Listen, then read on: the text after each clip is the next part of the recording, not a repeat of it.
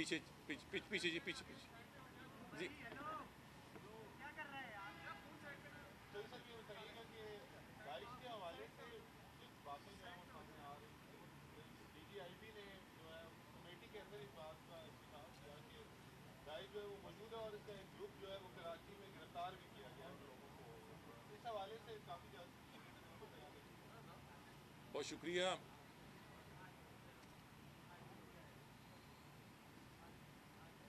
Daesh के बारे में मैं जितना कम से कम बात करना चाहता हूँ इतने ही ज़्यादा मुझ पर सवालात होते हैं,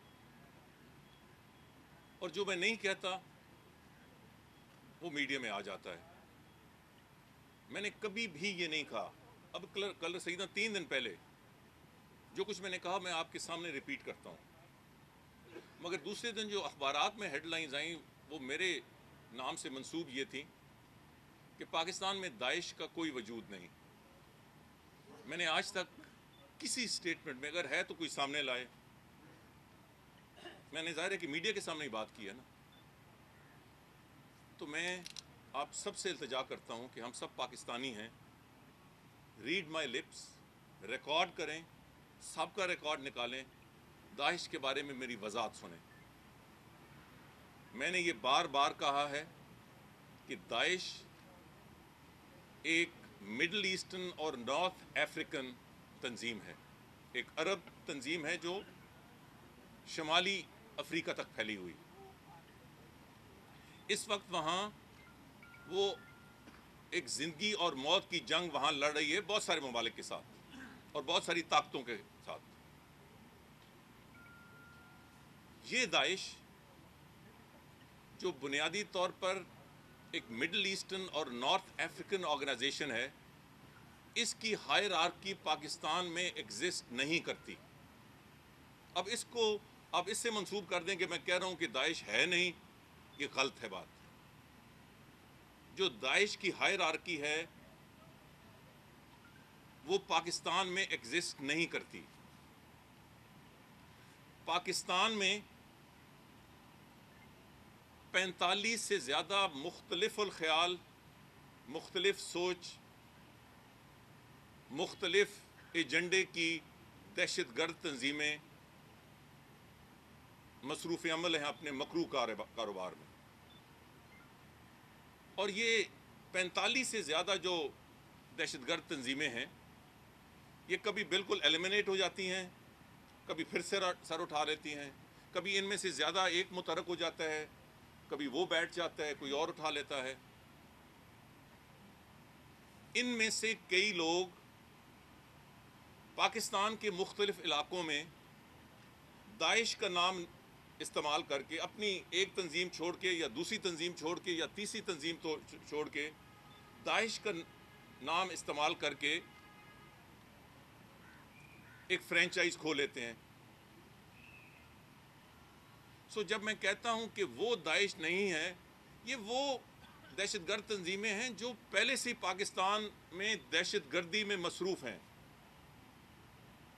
और वो हमारी इंटेलिजेंस एजेंसीज़, हमारी सिक्योरिटी एजेंसीज़ के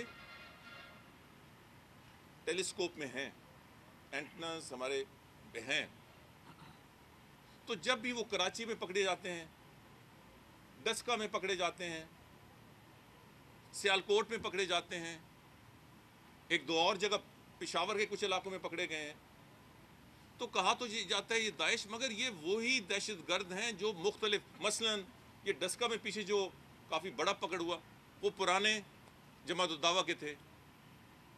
एक और इलाके में पकड़े गए पंजाब में, सिंध में, वो साबका हिज़्ब इस्लामी से थे।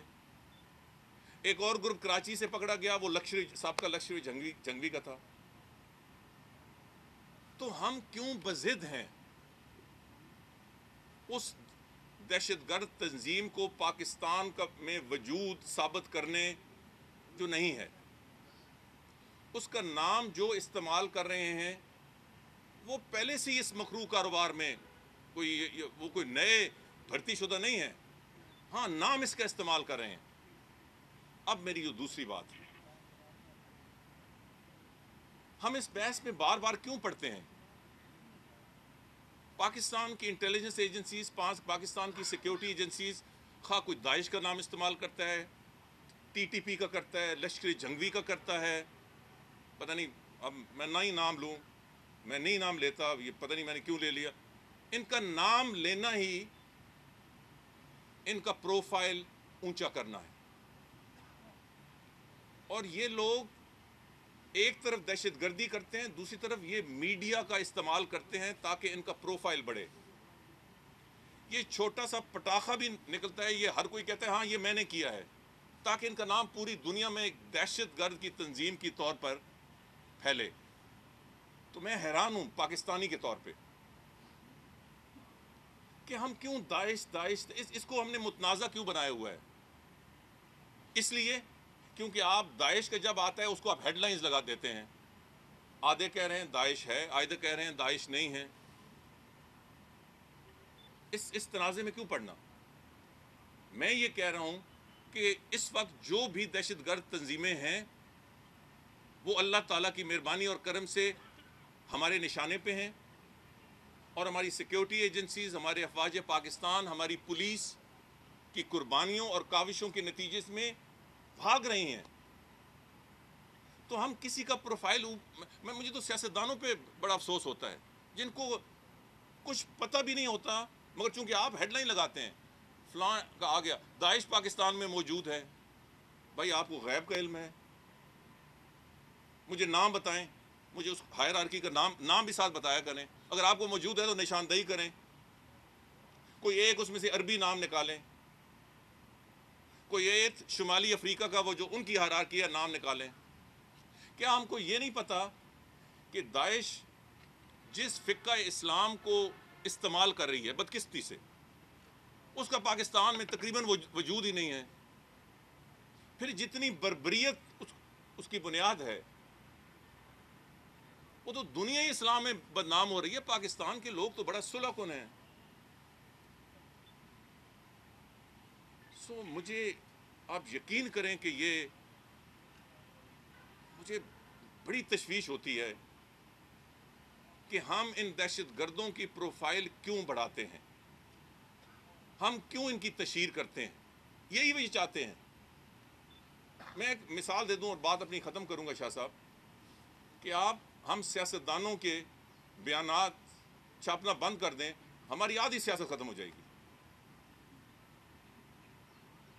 تو اس لیے خدا کے لیے اور میری میڈیا سے درخواست ہے، چند مخصوص سیاست جن کی اور سیاست کوئی نہیں ہوتی، وہ کہتے ہیں ہاں جناب داعش ہے. بھائی داعش ہے تو نشاندہی کریں کدھر ہے اور نام بتائیں کہ ہائرارکی کیا ہے. جب آج ہماری ملٹری، ہماری تمام انٹیلیجنس ایجنسیز، ہماری دفتر خارجہ، ہماری منسٹری آف انٹیریئر، ہماری صوبائی حکومتیں جن کی اپنی سی ڈی ڈی شامل ہیں، وہ اس بات کی تصدیق کر رہی ہیں کہ وہ تنظیم جو ادھر ہے وہ اس کا پاکستان میں وجود نہیں ہے. مگر جن لوگوں نے اس کا نام استعمال کر کے اپنا یہ کاروبار، بدترین کاروبار جاری رکھا ہوا ہے، وہ ہمارے نشانے پہ ہیں اور بہت سارے پکڑے گئے ہیں. ڈی جی آئی بی نے تو یہی کہا، میری ابھی ان سے بات ہوئی کہ آپ نے کیا کہا وہاں. انہوں نے کہا میں نے تو سرسری طور پہ یہ کہا کہ چند لوگ جو داعش کا نام، جو اپنے آپ کو داعش کہتے تھے، ہم نے ان کو بریک کیا ہے اور اس میں کوئی تشویش کی بات نہیں ہے. مگر بیانات کسی اور حوالے سے آتے ہیں.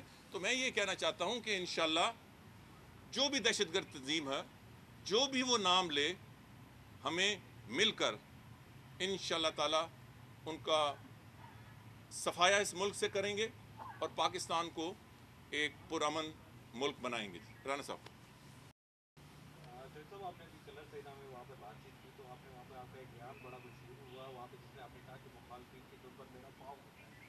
پیپلز پارٹی والوں نے کہا ہے کہ اس حوالے سے کہ جو صاحب کو پتا ہوگا کہ کس کی دم پر ان کا پاؤں ہے، تو ذرا میرا خیال پبلک کو بھی پتہ چلنا چاہیے کس کی دم پر پاؤں ہے. اور سیکنڈ سر، آج یہ نادرا گجرانوالہ میں ایک واقعہ ہوا جہاں پر ایک خاتون جو ہے وہاں پر اس کی ڈیتھ ہو گئی. وہاں پہ کہا گیا کہ زخم پیل وہاں پہ نادرا کے دفتر میں ہوئی تھی. تو اس حوالے سے چاہیے کیا اس کی تصویر. میں پہلے تو دوسرا حصہ بتا دوں، مجھے بھی یہ یہاں آنے سے پہلے علم ہوا. اس پہ میں نے کہا ہے کہ فوری اس پہ تحقیق کی جائے، اور میں آپ کو یقین دلاتا ہوں میری کانسٹنٹ نظر رہتی ہے اپنے محکمہ پہ اس پہ ایک بالکل اوپن ٹرانسپیرنٹ تحقیقات ہوگی، اور اگر خدا نہ خواستہ اس پہ کسی کی ذمہ داری ہوئی تو اس پہ کارروائی ہوگی۔ اگر ایک قدرتی وہ موت واقع ہوئی ہے تو وہ بھی انفارمیشن آپ سے شیئر کی جائے گی، اور مجھے بڑا افسوس ہوا یہ سن کر، اور میں انشاءاللہ انشور کروں گا، میں پہلے بھی انشور کرتا رہا ہوں کہ نادر آفس، پاسپورٹ آفیسز میں رش کم سے کم ہو، یہ لائنوں کا جم گھٹا ختم ہو، انشاءاللہ تعالیٰ اور تیزی سے ہم اس کی طرف آگے بڑھیں گے۔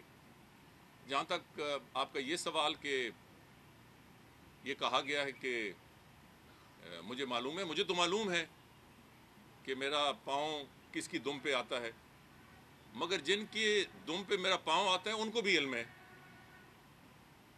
سو اس کی مزید وضاحت کرنے کی تو ضرورت نہیں ہے۔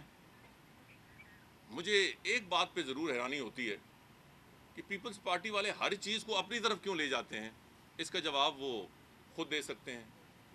انہیں یہ شک کیوں ہوا کہ میں نے یہ بات ان کے حوالے سے کی تھی، اس کی وضاحت وہ کر سکتے ہیں، میں نے تو کسی کا نام نہیں لیا۔ اس لیے ہاں یہ بھی وضاحت کر دوں کہ جس کسی کے دم پہ پاؤں آتا ہے وہ اس لیے آتا ہے کہ وہ کسی نہ کسی کرپشن، کسی نہ کسی مس اپروپریشن یا عوام سے زیادتی میں ملوث ہے، کسی بے گناہ پر، کسی بے قصور پر، کسی عام شہری پہ غلطی سے کسی کے دم پہ پاؤں آ بھی جائے تو میں پہلا شخص ہوں گا کہ معذرت سے اس کو پاؤں اٹھا لوں گا انشاءاللہ۔ شاہ صاحب صاحب بڑے عرصے بعد ملاقات ہوئی ہے، تین چھوٹی چھوٹی کیوریز ہیں۔ یہ فرمائیے گا جی صاحب کہ حالیہ دنوں میں ایک بڑا واقعہ ہوا پٹھان کوٹ کا، اور اس پہ آپ نے ایک سی آئی ڈی بھی قائم کی، تو کچھ اس کی تھوڑی سی ہمیں بتائیں۔ ساتھ ہی ساتھ ایک تنازع چھوٹا سا ہے، بار بار اس میں ہم آپ کو گھسیٹتے ہیں، اور میں اتفاق کرتا ہوں کہ ہم گھسیٹتے ہیں، وہ ہے لال مسجد کا، وہ مختلف پارٹیوں کے لوگ بھی بار بار آپ کو کہتے ہیں کہ ایکشن کیوں نہیں لیتے، تو کیا اس موضوع پہ آپ کی قیادت کو کچھ تھوڑا سا اعتماد میں لے سکتے ہیں کہ وہ ریزنس آپ بتا دیں، اور یعنی کہ میں یہ نہیں ٹھیک کہہ رہا کہ پبلکلی ٹھیک بتا دیں، ٹھیک، اور آخری سر چھوٹا سا یہ سوال اس ہے۔ پہ ہی پورا گھنٹہ بات کر سکتا ہوں، بہت لمبے سوال کر دیے۔ اور سر آخری چھوٹی سی بات ہے کہ آرمی چیف راحیل شریف جو ہیں انہوں نے ریٹائرمنٹ کا اعلان کر دیا ہے، تو ماضی میں بھی ہم نے دیکھا 90s میں آپ کی آرمی چیف کی تعیناتی میں ایک بڑی امپارٹنٹ ان پٹ ہوتی ہے۔ Would you suggest or have you suggested or is something going on to nominate the new chief? Thank you. پہلے آخری سوال، جہاں تک آرمی کے چیف کا یہ فیصلہ ہے، میں پہلے بھی کہہ چکا ہوں کہ میں اس پہ کوئی تبصرہ نہیں کروں گا، کیونکہ یہ ان کا ذاتی فیصلہ ہے۔ اس پہ کیا پیش رفت، ابھی دور دور تک کوئی پیش رفت نہیں، ابھی ان کے 9-10 مہینے باقی ہیں۔ حکومت کی، ملٹری کی مکمل سپورٹ ان کو حاصل ہے، اور میرا خیال ہے کہ یہ باتیں اسٹیج پہ نہیں کی جائیں تو بہتر ہے۔ جب وقت آئے گا ریٹائرمنٹ کے قریب، اور وہ آخری مہینہ ہوتا ہے، آخری 2 ہفتے، ظاہر ہے کہ حکومت اس سلسلے میں اپنی تھوڑی بہت ہوم ورک کرتی ہے، اور پھر جو طریقہ کار وزیر اعظم نے طے کیا ہے، اور وہ طریقہ کار کے تحت ہی general Raheel Sharif army chief بنے ہیں کہ میرٹ پہ ہو اور سینیورٹی کو مد نظر رکھ کے ہو۔ مجھے پورا یقین ہے کہ انہی اصولوں کو مد نظر رکھ کر یہ پرائم منسٹر کا پریروگیٹو ہے، انہی اصولوں کو مد نظر رکھ کر یہ فیصلہ کیا جائے گا، مگر اس وقت یہ ساری باتیں قبل از وقت ہیں، بلکہ حقیقت تو میں یہ کہوں گا کہ اس وقت اس بحث کو ہمیں چھیڑنا ہی نہیں چاہیے۔ پہلا آپ نے سوال کیا کیا؟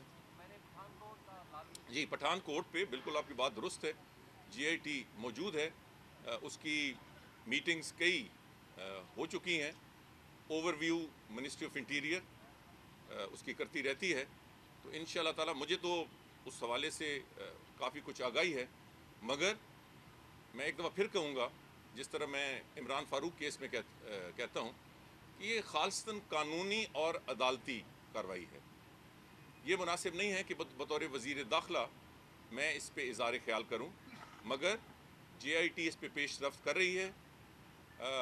میرا خیال ہے کہ آئندہ چند دنوں میں ایک باقاعدہ منسٹری آف فارن افیئرز، ہماری منسٹری آف فارن افیئرز کی طرف سے ہندوستان کو ریکویسٹ چلی جائے گی کہ ہماری جو ٹیم ہے اسپیشل انویسٹیگیشن ٹیم، وہ جے آئی ٹی نہیں ہے، اسپیشل انویسٹیگیشن ٹیم ہے، وہ ہندوستان کا اور خاص طور پہ پٹھان کوٹ کا دورہ کرنا چاہے گی، جہاں بہت سارے جو سوالات ہیں یا بہت سارے جو لنکس ہیں اس کی نشاندہی ہوگی۔ سو میرا خیال ہے کہ قوم کے سامنے اور دنیا کے سامنے بہت سی چیزیں سامنے تبھی آئیں گی جب S I T special investigation team Hindustan کے دورے کے بعد واپس آتی ہے۔ مگر میں ایک دفعہ پھر آپ سے ریکویسٹ کروں گا کہ یہ قانونی، اس کا فیصلہ عدالت میں ہونا ہے۔ اس وقت انویسٹیگیشن کا مرحلہ ہے اور بڑا نازک مرحلہ ہے، سو اس لیے اس پہ بھی زیادہ اظہار خیال نہ کیا جائے تو وہ بہتر ہوگا۔ جہاں بھی ضرورت ہو، میں حکومت کی طرف سے آپ کو یقین دلاتا ہوں کہ جہاں بھی کسی انفارمیشن کو شیئر کرنے کی ضرورت ہو وہ مناسب وقت پہ آپ سے شیئر کی جائے گی۔ جہاں تک مولانا عزیز کا تعلق ہے، شاہ صاحب، وہ جو میں کہتا ہوں کہ نان ایشوز پہ اس وقت ہمیں مسائل کیا ہیں، مگر ہیڈ لائنز رکھتے ہیں داعش ہے، داعش نہیں ہے، ہیڈ لائنز لگتے ہیں وزیر داخلہ مولانا عزیز کے خلاف کارروائی کیوں نہیں کرتے، چھوٹی چھوٹی چیز نان ایشوز پہ۔ چونکہ یہ مسئلہ سینٹ میں اٹھایا گیا تھا اس لیے، اور میں اس دن نہیں تھا، آئی واز ناٹ ویل، تو چیئرمین سینٹ نے مجھے ریفر کیا۔ تو اب جو اجلاس ہوا ہے، میں نے چیئرمین سینٹ کو یہ ریکویسٹ کی تھی کہ میں آ کے اس پہ پورا بیان دینا چاہتا ہوں، تو انہوں نے کہا کہ اس دفعہ چونکہ ریکوزیشن اجلاس تھا اپوزیشن کا اور ان کا ایجنڈا ہے، تو آپ آئندہ اجلاس میں بولیں۔ تو آپ انشاءاللہ تھوڑا سا انتظار کر لیں، میں تفصیل سے آپ کے سامنے چیز رکھوں گا، مگر چونکہ آپ نے سوال کیا ہے تو میں جو قوم کے سامنے رکھنے لگا ہوں اس کا تھوڑا سا حدود ارباب آپ کے سامنے رکھوں گا کہ جو سب سے زیادہ شور مچاتے ہیں، جو سب سے زیادہ مجھ پہ تنقید کرتے ہیں، میں اس کی وضاحت میں یہ کہنا چاہتا ہوں کہ میں نے دو چیزیں کہیں۔ ایک کہ if he breaks the law، اگر انہوں نے، میں نے انگریزی میں کہا تھا if he breaks the law، ان کے خلاف ایکشن ہوگا، اگر انہوں نے قانون توڑا ان کے خلاف ایکشن ہوگا، یہ میں نے کہا ہے، اور اگر کوئی ثبوت ہیں تو وہ ہمارے سامنے لائے جائیں، میں کارروائی کروں گا۔ یہ دو میں نے چیزیں کہی ہیں۔ مگر میں نے بڑے سینئر اینکر پرسنز کو دیکھا ہے، میں نے خود سنا کہ منسٹر نے کہا ہے کہ ان کے خلاف تو کوئی ایف آئی آر ہی نہیں ہے، تو وہ ایف آئی آر لے کے آئے۔ میں نے کب کہا ہے کہ ان کے خلاف ایف آئی آر نہیں ہے؟ اور بہت سی باتیں سنی ہیں۔ تو آج اس ملک کی بہت بڑی بدقسمتی ہو گئی ہے کہ جو کسی کوئی مرضی ہے کہہ دیتا ہے،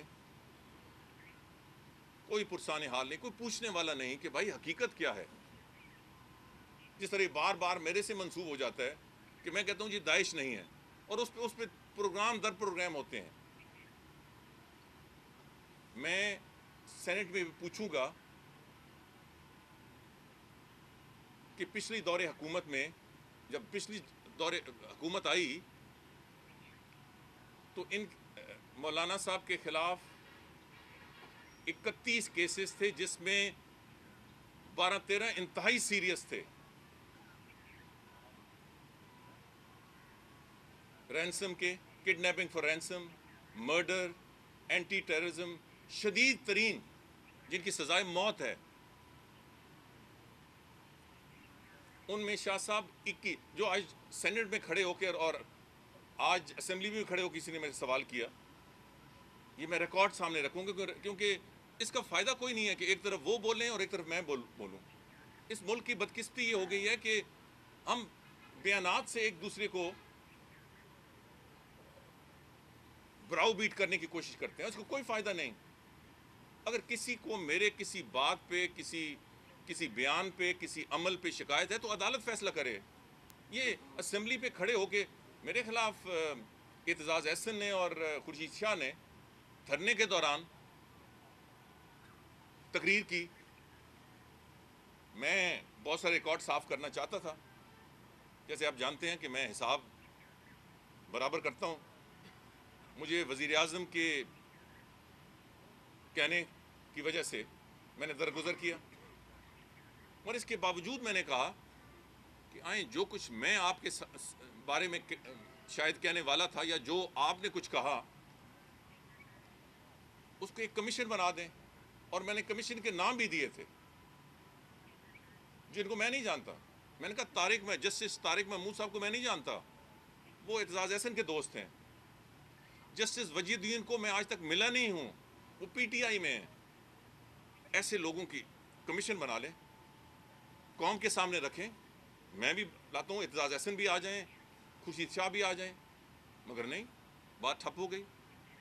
کسی نے نہیں کہا کہ بھائی جو وہ بات کہہ رہا ہے کہ حقیقت تک پہنچنے کے لیے کوئی کمیشن بنائیں، کوئی کمیٹی بنائیں. وہ کسی نے اس پہ عمل نہیں کیا، اور کسی نے اس پہ اظہار خیال بھی نہیں کیا. اب بھی میں نے ایک تقریر کی، دوسری طرف سے جیسے میں نے کہا خاندان سے خاندان بول پڑے، مگر ان میں سے ایک نے یہ بھی کہا میں عدالت میں لے کے جاؤں. عدالت میں لے کے جائیں مجھے، تاکہ مجھ پہ پھر گلہ نہ ہو، پھر وزیر اعظم کے پاس یا کسی اور کے پاس یا آپ کے سامنے رونا نہ ہو کہ یہ بیانات کیوں دیتے ہیں. واضح ہو جائے کون سچ بول رہا ہے، کون جھوٹ بول رہا ہے. تو یہ میں ریکارڈ پہ رکھوں گا. ان 12-13 کیسز کا فیصلہ اکوٹل کا ہوا، اکوٹ ہو گئے سارے. مولانا صاحب اکوٹ ہو گئے لوور کورٹ میں، اور لوور کورٹ نے یہ بھی کہا کہ یہ ویک پروسیکیوشن ہے، ویک انویسٹیگیشن ہے، گویا ملی بھگت ہے. مجھے پولیس نے بتایا کہ پالیسی تھی of appeasement,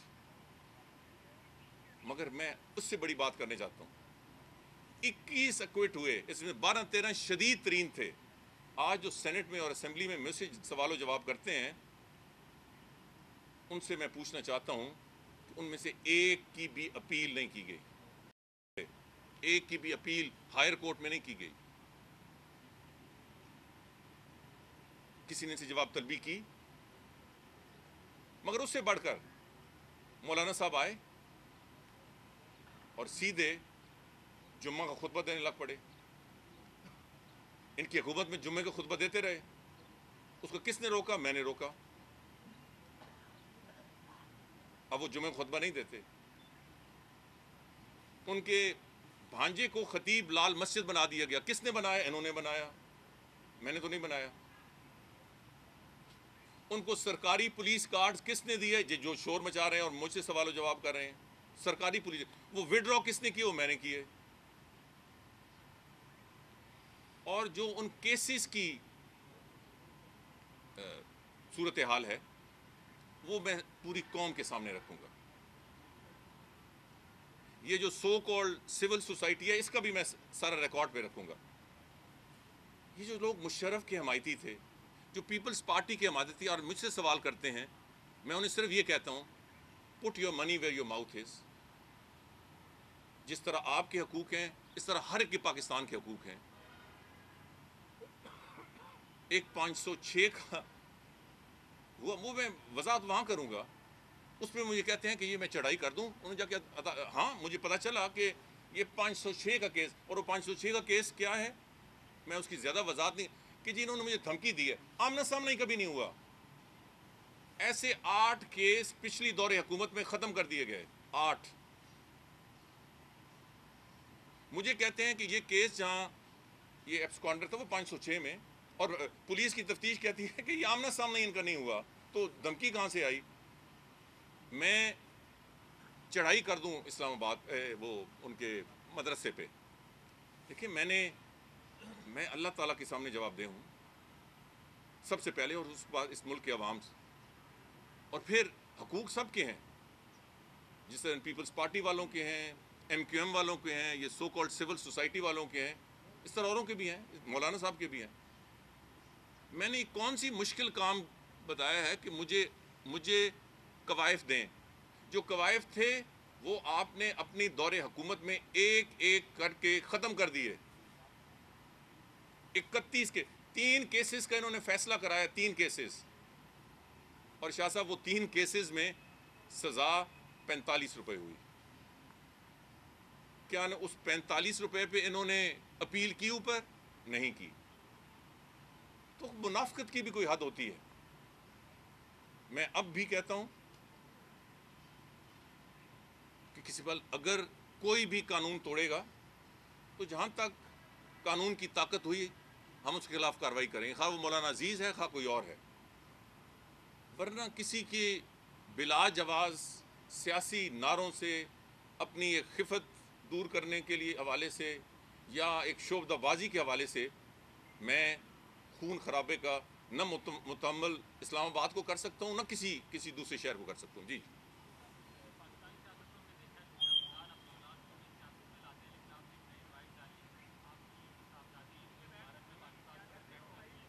What are your feeling as a proud father of a daughter جو پاکستان کا پرچم لے کے انٹرنیشنل سطح پر پاکستان کی نمائندگی کر رہی ہے؟ میں نے تو اسے بڑا خاموش رکھا تھا، آپ تک پتہ نہیں کیسے پہنچ گیا.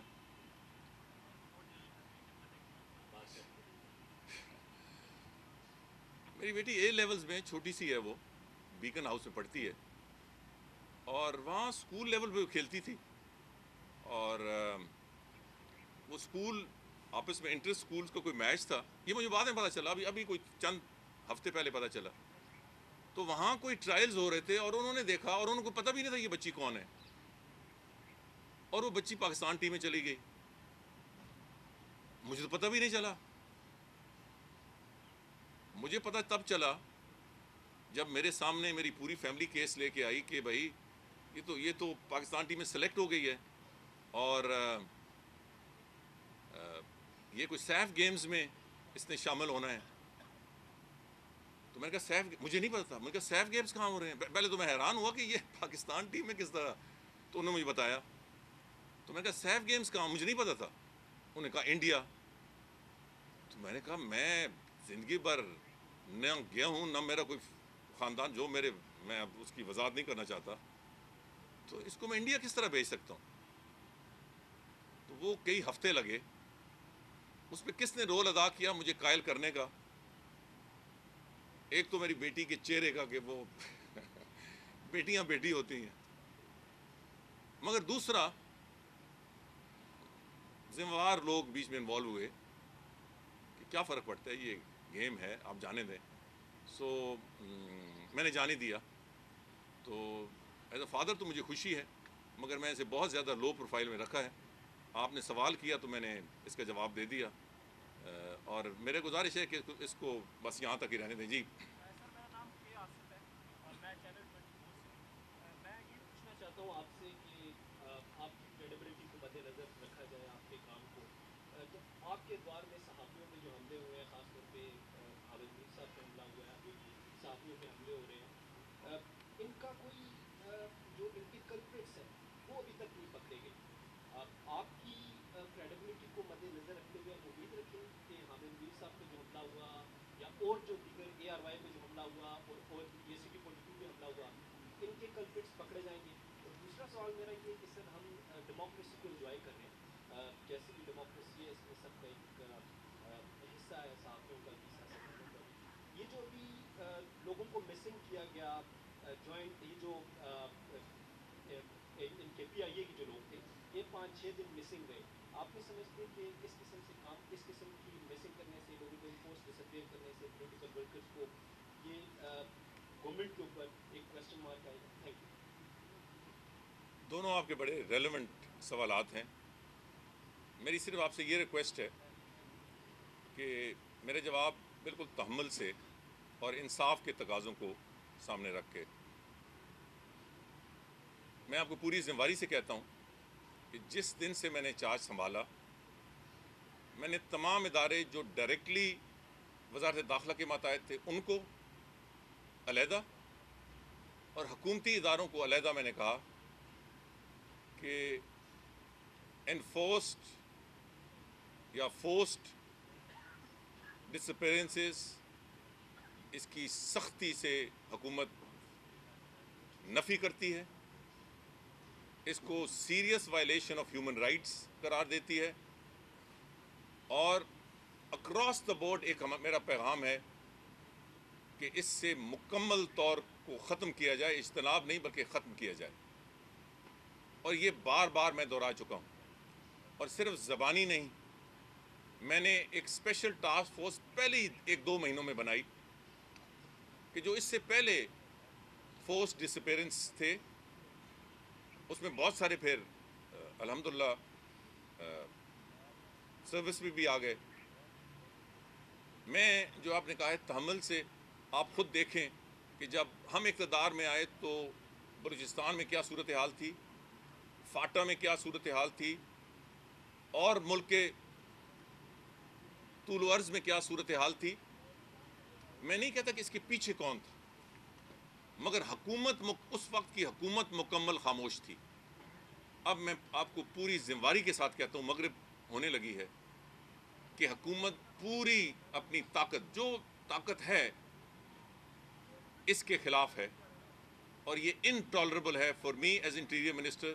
میرے نوٹس میں جو بھی آئے، خواہ یہ پی آئی اے کا کیس ہے یا کوئی اور کیس ہے. اب جو انصاف کی بات ہے، انصاف کی بات یہ ہے کہ یہ جن جن پروونسز میں واقعات ہوئے، لا اینڈ آرڈر ان کی ذمہ داری ہے. خواہ حامد میر کا کیس ہے یا پی آئی اے کا ہے. میں آپ کو یہ ایک بات میں آپ بتا دوں جو میں نے کسی کو نہیں کہی، آج پبلک کر رہا ہوں. جب حامد میر صاحب کے ساتھ واقعہ ہوا، جنرل ظہیر اس وقت ڈی جی آئی سے تھے، وہ مجھے ملنے آئے، اور میں نے، وہ خود گواہ ہیں، میں نے کہا کہ جنرل صاحب we must get to the bottom of who is behind this attack on Hamid Mir. اور ایک دفعہ نہیں، میں نے بار بار اس کو ریپیٹ کیا. مجھے آج تک یاد ہے کہ مجھے جنرل ظہیر نے کہا تھا کہ sir we will get to the bottom of it, اور انشاءاللہ ہم پوری کوشش کریں، پورا سپورٹ کریں گے. مگر ابھی تک وہ نہیں ہوا. مگر ان کی ذمہ داری صوبائی حکومتوں پہ ہوتی ہے. وفاق کے پاس جے آئی ٹی وفاق نہیں بناتا، inquiry teams under local police ہوتی ہے. یہ صوبائی حکومتوں کا کام ہے. ہم جو کچھ سپورٹ کر سکتے ہیں انٹیلیجنس ایجنسیز کے لیے یا کوئی اور کوئی جو وہ کرتے ہیں، ہم اس کے لیے پہلے بھی تیار تھے، آئندہ بھی تیار ہیں. مگر ہماری اس کمٹمنٹ کا جو نتیجہ ہے وہ اس حوالے سے آپ دیکھ لیں کہ کہاں ایک طرف almost on a daily basis لوگ غائب کیے جاتے تھے. آج الحمدللہ اٹ از این ایکسیپشن، مگر یہ جو ایکسیپشن بھی ہیں دے آر ناٹ ٹالریبل. مگر جب ایک حالات بہت ڈی جنریشن کا شکار ہوں، اور اس میں بہت مسئلہ ہے، بہت سارے لوگ خود غائب ہو جاتے ہیں سو کالڈ جہاد پہ. کوئی افغانستان چلا جاتا ہے، کوئی کدھر میں نام نہیں لوں. کئی یہ دہشت گرد خود اپنے لوگوں کو غائب کرتے ہیں to put pressure on security اور انٹیلیجنس ایجنسیز. تو یہ گانٹھیں کھولنی ذرا مشکل کام ہے، مگر کم از کم میرا ضمیر مطمئن ہے کہ میں نے اس حوالے سے بہت کوشش کی ہے، آئندہ بھی کوشش کریں گے. جہاں تک میڈیا کا تعلق ہے، یہ تو ٹاپ موسٹ پرائرٹی ہے، کیونکہ میڈیا کو خاموش کرنا یہ دہشت گردوں کی بڑی ہائی پرائرٹی ہے. اور ایک بھی واقعہ ہوتا ہے وہ ہائی پروفائل ہوتا ہے. اے آر وائی کا واقعہ ہوا، میں نے ایس پی سے لے کر نیچے تک سب کو معطل کر دیا. میں اس کو مانیٹر کر رہا ہوں. پوری کوشش ہوگی کہ تمام اول تو پری ایمپٹ ہو. ہم اس کا ایک ماڈل اسلام آباد میں سیکیورٹی کے حوالے سے، اسلام آباد کے حوالے سے اس کا تعین کر رہے ہیں، اور پھر ہم باقی پروونسز سے یہ مشورے سے کوشش کریں کہ یہ ریپلیکیٹ ہو، کہ میڈیا کے خلاف کوئی کارروائی ہو ہی نہ سکے. خدا نخواستہ اگر کوئی ہو تو اس کا فوری مداوع ہو سکے. آخری 2 سوال آخری جی ان کے بعد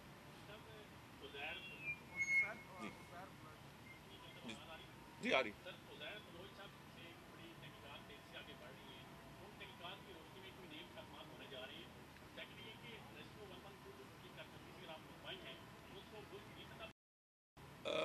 پہلے دوسرا حصہ پروونسز کی حد تک، وفاق کی حد تک تو ظاہر ہے کہ ہماری حکومت ہے. پروونسز جو بھی اس سروس سے مستفید ہونا چاہیں گے ہم انہیں سپورٹ کرنے کے لیے تیار ہیں، مگر بالآخر یہ آپشن پروونسز کے پاس ہے کہ وہ اس سروس کو استعمال کرنا چاہتے ہیں یا نہیں۔ عزیر بلوچ کی انکوائری جاری ہے، اس حوالے سے بھی اس سٹیج میں میں بہت ساری چیزیں دیکھتا ہوں میڈیا پہ کہ بہت ساری جو اظہار خیال ہوتا ہے وہ قبل از وقت ہے۔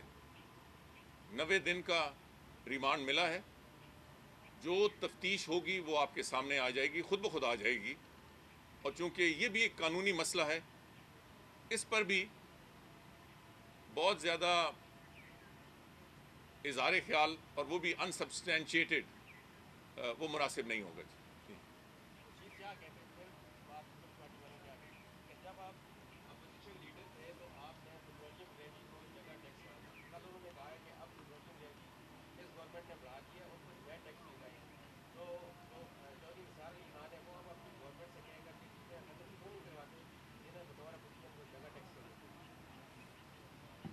میں بالکل کہتا تھا جی، مگر کاش میں اور بھی بہت کچھ کہتا ہوں،